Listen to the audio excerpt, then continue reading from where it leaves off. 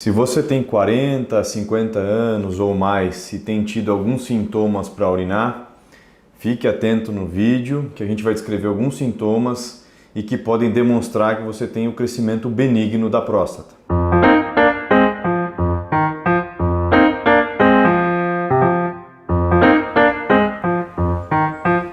Olá, meu nome é Bruno Vedovato, sou médico urologista e hoje eu vou discorrer a respeito dos principais e talvez dos primeiros sintomas que um paciente desenvolve quando o problema é doença ou crescimento benigno da próstata. Então, de forma didática, até para explicar para os pacientes e a forma como a gente vê na literatura médica, os sintomas do crescimento benigno da próstata são divididos em sintomas de esvaziamento e sintomas de armazenamento. E muito se fala que os sintomas de esvaziamento, ou seja, que são aqueles na fase de micção, na fase no momento em que o paciente está realmente urinando, são os sintomas iniciais do problema, né? Uma fase mais precoce da doença. E os sintomas de armazenamento, ou também chamados de sintomas irritativos, são sintomas que vão se desenvolver numa fase talvez mais tardia do problema e demonstram já um acometimento aí da bexiga, um processo de remodelamento da bexiga, de mudanças na bexiga por conta da obstrução ao fluxo urinário que a próstata causou. Então, vamos aos sintomas. Então, sintoma número 1, jato fraco.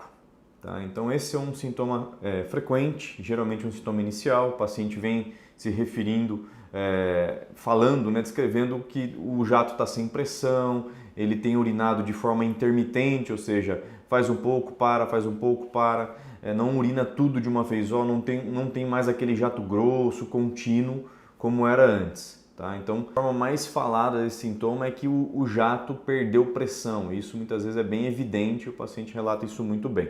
Segundo sintoma muito frequente, esforço miccional.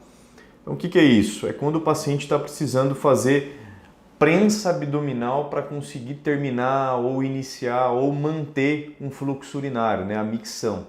Então é quando ele tem que fazer um pouco de força, apertar ali a barriga, contrair, ou seja, ele está fazendo uma força extra para ajudar a bexiga a se esvaziar, porque muito provavelmente existe a obstrução lá causada pela próstata e a bexiga já não está dando muito conta de fazer o trabalho dela. Então ele tem que fazer um pouco de esforço, às vezes numa fase inicial mais para terminar a micção, mas uma fase às vezes mais adiantada, ou isso também é muito variável, Isso pode acontecer durante todo o ato miccional. Terceiro sintoma, que é um sintoma que às vezes não é referido pela maioria dos pacientes, mas é um dos que mais incomoda, que é o gotejamento terminal. Então, o que é isso?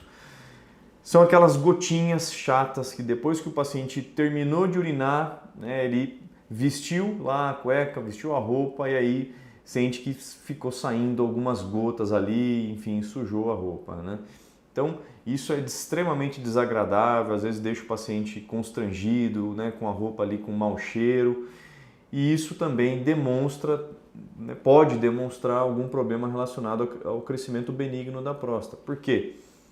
Muitas vezes, por ter esse componente obstrutivo, um volume pequeno de urina pode ficar retido ali na região da uretra envolta pela próstata, que a gente chama de uretra prostática. E ao final da micção aquilo ali pode escorrer e gerar esse gotejamento, a saída dessas gotinhas aí. Então, esse é o terceiro sintoma. Quarto sintoma, sensação de esvaziamento incompleto. Então, o que é isso? Então, o paciente ele se queixa de que ele terminou de urinar, mas a impressão que ele tem é que falta ainda um golinho lá para fazer, falta um pouco de urina para ser feita. Ou o paciente faz e depois de 10, 15 minutos ainda vai lá e faz mais um tanto de urina. Então isso é uma outra queixa que demonstra que deve estar havendo algum prejuízo realmente do esvaziamento vesical, É um dos principais sintomas que a gente até aborda e avalia por exames complementares como o ultrassom, com aferição de resíduo pós-miccional. Então também é outro sintoma que muitos têm que ficar atentos. Então vamos agora para um outro grupo de sintomas, sintomas de armazenamento. Os primeiros 4 foram sintomas de esvaziamento, ou seja, sintomas obstrutivos, que a gente fala, tá? E agora a gente vai falar um pouquinho dos sintomas de armazenamento. Então, vamos a eles. Então, vamos ao quinto sintoma, a polaciúria. Então, a polaciúria nada mais é do que o aumento da frequência urinária durante o dia, tá? O paciente, então, passa aí muitas vezes ao banheiro, geralmente a intervalos menores que 2 horas. Isso geralmente demonstra que a bexiga dele perdeu um pouco da capacidade de armazenamento de volumes maiores de urina, né? Ela perdeu aquela elasticidade e, por consequência, também a complacência, que é a capacidade de armazenar volumes maiores a baixa pressão. Então, a pressão dentro da bexiga ela aumenta de forma precoce, o paciente sente vontade de urinar, então, precocemente, acaba indo muito mais vezes ao banheiro durante o dia. Sexto sintoma, e que até tem um vídeo exclusivamente sobre ele no canal, é a urgência miccional. É aquela vontade imperiosa, urgente de ter que ir no banheiro de uma hora para outra, né? Isso tem muita relação também com esse processo de remodelamento da bexiga, ou seja, essa bexiga ela se hipertrofia, né, de forma compensatória, e muitas vezes a inervação da bexiga fica de certa forma comprometida e esse paciente pode adquirir atividade involuntária do músculo da bexiga. De uma hora para outra, sem a vontade do paciente, a bexiga contrai e se não tiver banheiro perto, a chance do indivíduo perder ali algumas gotinhas ou até mais é grande, tá certo? Sétimo e último sintoma, que também é muito frequente e tem um impacto importantíssimo na qualidade de vida dos pacientes que o têm, é a noctúria, ou seja, o aumento da frequência urinária à noite, né?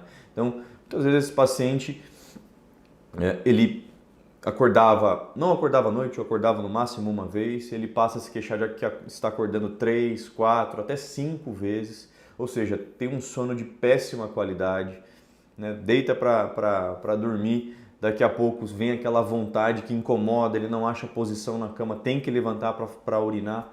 E isso também, seguindo o mesmo raciocínio do que eu descrevi nos sintomas anteriores, demonstra às vezes algum prejuízo da capacidade da bexiga de armazenar volumes maiores, tá?